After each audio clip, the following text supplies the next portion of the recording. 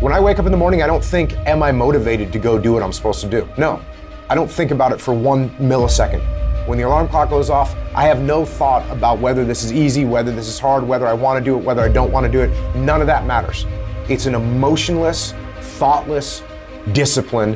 When the alarm clock goes off, you get up, you get out of bed, and you go do what you're supposed to do. I don't care how it feels. I don't care if it's easy or hard.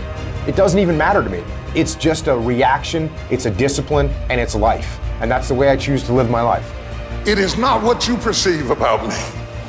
It's what I perceive about me. It's not what they say about you that matters. It is what you say about you that threatens your destiny. You will never be defeated by what they say about you.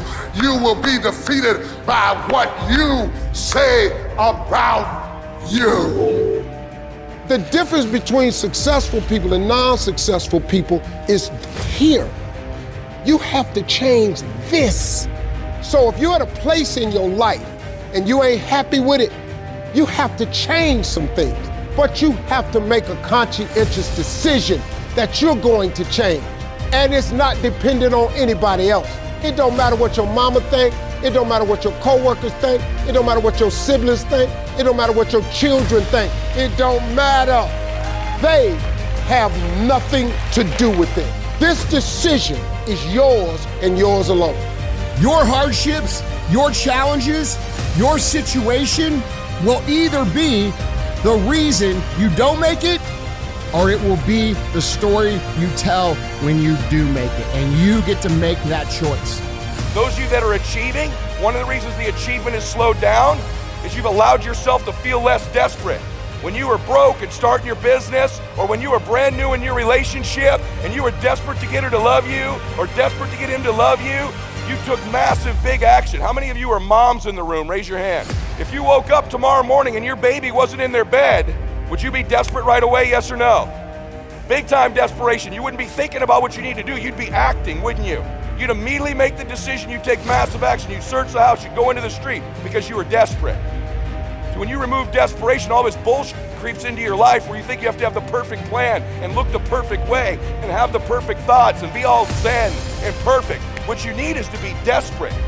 What you need is to get after it. Your imagination, you the only one can see it. You the only one can see it. The problem with your imagination, though, is you tell it to the wrong people. How many times have you had this really incredible idea and you took it to your family and your friends? You shared it with them and they shot it down. You know why they shot it down? Because they couldn't see it. See, all this stuff you've been imagining, you ought to start working on it. Your real life is in your imagination. Dust off your imagination and just go for it. You got to try. Quit waking up thinking you ain't got no say-so in your life. You have a choice in this matter. You can't stop what happened to you, but you can doggone sure do something about what happened to you. Life is 10% what happened to you, it's 90% what you do about it. I don't care if you have to inch your way day by day, even if you have to get down and it hurts and it's hard and nobody can see what you're really going through.